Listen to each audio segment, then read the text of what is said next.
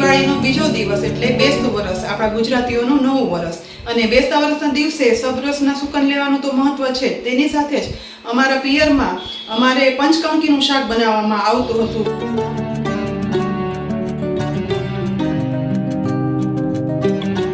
મને આજે પણ યાદ છે કે બાળપણમાં મારા પપ્પા છે ને તે વેજીટેબલ માર્કેટમાં જઈ તૈયાર પંચકણકીનું સમારેલું શાક મળતું તે લઈ આવતા અને એ પછી મારા મમ્મી એ શાક બનાવતા ને બીજી વાનગીઓ સાથે પીરસતા.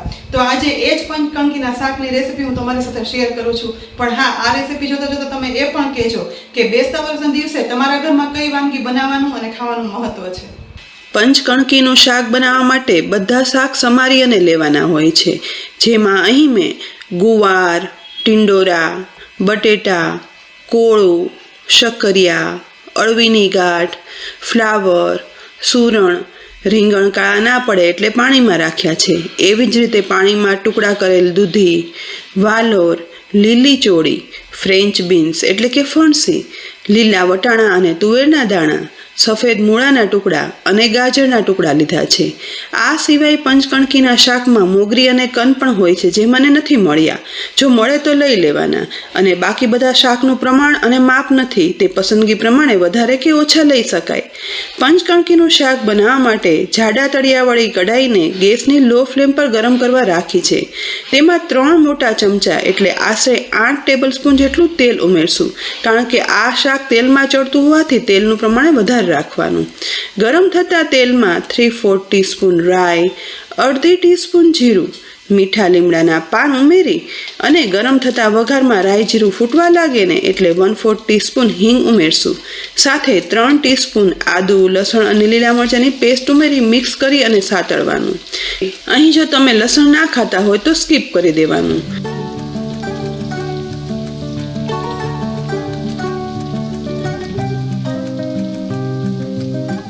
આદુ, લસણ અને મરચાં સહેજ એવા સતળાઈને એટલે ચડતા વાર લાગે તેવા વેજીટેબલ્સ હોય ને તે પહેલાં ઉમેરી દઈશું, જેમાં બટેટાના ટુકડા, અળવીની ગાંઠના ટુકડા, શક્કરિયા, મૂળા અને ગાજરના ટુકડા, સાથે કોળાના ટુકડા અને દૂધીના ટુકડા પાણીમાંથી નીતારી અને ઉમેરી દેવાના છે. બધા શાકભાજી ઉમેરાઈ જાય પછી અડધી ટીસ્પૂન હળદર પાવડર અને 3/4 ટીસ્પૂન મીઠું ઉમેરી બંનેને શાકમાં વઘારમાં મિક્સ કરવાના, જેથી બરાબર ચડી પણ જાય અને મીઠું બધા શાકમાં અંદર સુધી ભળી મિક્સ થઈ જાય. ત્યાર પછી ગેસની ફ્લેમ લો રાખી આ કઢાઈ ઉપર એક ડીશ ઢાંકી દેવાની અને તેમાં પાણી ઉમેરવાનું છે, કારણ કે આ શાક છે ને તે પાણીની થતી સ્ટીમમાં ચડવા દેવાનું છે, જેથી એકદમ મીઠાશવાળું બને.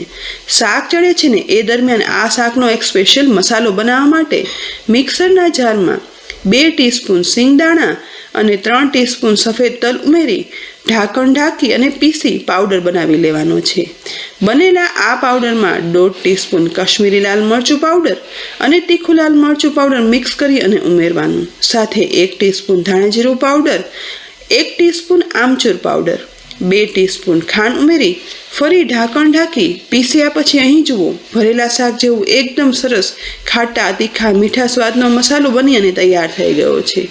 બીજી તરફ લગભગ 7 થી 8 મિનિટ પછી ચડતા શાકના ઢાંકણમાં ઉપર તરફ પાણી ઓછું થયું છે. ઢાંકણ ખોલતા જુઓ શાક ચડે છે અને આ બધું અધકચરું ચડી ગયું છે. તો આ સમયે ચડતા સમય ઓછો લાગે ને તેવા શાક આપણે ઉમેરી દઈશું, જેમાં સમારેલી ચોળી, ગુવાર, ટિંડોરા, ફ્લાવર, વાલોર, લીલી તુવેર અને વટાણાના દાણા, સૂરણ, સમારેલા રીંગણા પણ ઉમેરી અને મિક્સ કરી દેવાના છે, જેથી ચડેલા અને ન ચડેલા શાક મિક્સ થઈ જાય.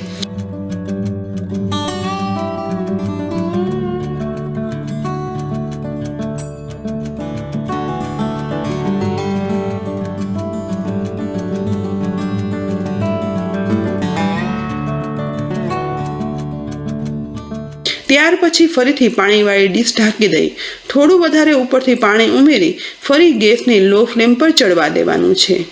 અહીં ચડતા વધારે 10 મિનિટ જેવો સમય થઈ ગયો છે અને ત્યાર પછી ઢાંકણ ખોલી અને મિક્સ કરતા જોઈ શકાય છે કે બધા શાક ચડી પણ ગયા છે અને આખા પણ રહ્યા છે. સાથે શાકને પ્રેસ કરતા એકદમ સરસ પ્રેસ થઈ જાય છે. તો આ સમયે 95% ચડેલા આ શાકની અંદર સમારેલા ટમેટાના ટુકડા ઉમેરવાના. જે પસંદગી પ્રમાણે વધારે કે ઓછા ઉમેરી શકાય. ફરીથી એ જ પાણીની ડીશ ઢાંકી વધારે 3 થી 4 મિનિટ ચડવા દઈશું, જેથી ટમેટા છે ને તે સોફ્ટ થઈ જાય. આશરે 3 મિનિટ ચડ્યા પછી હવે શાકમાં બનાવેલો ડ્રાય મસાલો છે ને, જેમાંથી પોણા ભાગનો મસાલો શાકમાં ઉમેરી દેવાનો છે અને એકદમ હળવા હાથે ચમચા વડે શાક મિક્સ કરવાનું, જેથી ચડેલું શાક છે ને તે તૂટી ન જાય અને આખું રહે. સાથે જ મસાલો છે ને તે એકદમ વ્યવસ્થિત ભળી જાય. વળી ફક્ત સ્ટીમમાં ચડેલા અને તેલમાં સાતળેલા આ પંચકણકીનું શાક સ્વાદમાં એકદમ મીઠું અને ટેસ્ટી બને છે. મસાલો ઉમેરતા જ એકદમ સરસ કલર અને એકદમ સરસ સુગંધ સાથે શાક બની તૈયાર થઈ ગયું છે. પણ આ શાક થોડું રસરસતું બનાવવા માટે 1/4 કપ જેટલું પાણી ઉમેરી દઈશું અને સહેજ એવું મિક્સ કરવાનું.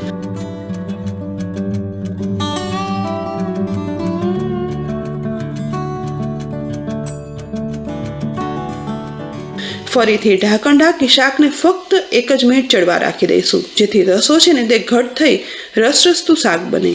1 મિનિટ પછી એકદમ સરસ સુગંધ સાથે શાક તૈયાર થઈ ગયું છે. આ શાકમાં ઊંધિયામાં ઉમેરીએ ને તેવી મેથીની ઢોકળી પણ ઉમેરી શકાય છે, પરંતુ બેસતા વર્ષના દિવસે આ શાક આ જ રીતે બનાવીને ખવાય છે ને, માટે મેં ઓરિજિનલ રીતે બનાવ્યું છે. ઉપરથી અડધા લીંબુનો રસ પણ નીચોવી દઈએ, જેથી થોડું ખાટું મીઠું શાક સ્વાદમાં બહુ જ સરસ લાગે. અને સમારેલી કોથમીર વડે ગાર્નિશ કરી તૈયાર થયેલા આ શાકને હવે ગેસ પરથી નીચે ઉતારી રાખી દઈએ. બેસતા વર્ષના દિવસે ગરમા ગરમ પૂરી બનાવી પૂરીઓ સાથે ગરમા ગરમ આ પંચકણકીનું શાક પીરસો અને સાથે મીઠાઈ હોય ને, એટલે નવા વર્ષની એક સંપૂર્ણ થાળી બની તૈયાર છે. કુદરતી મીઠાશ સાથે બનતું આ પંચકણકીનું શાક જો હજી સુધી ના બનાવ્યું હોય ને, તો જરૂરથી બનાવજો. ત્યાર પછી કોમેન્ટ બોક્સમાં લખી કહેજો કે પંચકણકીના શાકની રેસીપી તમને કેવી લાગે. સાથે કોમેન્ટ બોક્સમાં લખવાનું ભૂલતા નહીં કે તમે નવા વર્ષના દિવસે કઈ કઈ વાનગી બનાવો છો. રેસીપી ઉપયોગી લાગી હોય ને તો લાઈક કરી અને શેર કરજો. સાથે જ અમારી યુટ્યુબ ચેનલ સબસ્ક્રાઈબ કરી અમારા ફેસબુક પેજને લાઈક કરી અને શેર કરજો, જેથી આવી અનેક ઉપયોગી રેસીપીના અપડેટ્સ તમને તુરંત જ મળે. નવા વર્ષમાં રોજ આપણે ફરી નવી રેસીપી સાથે મળતા રહીશું. ત્યાં સુધી આવજો.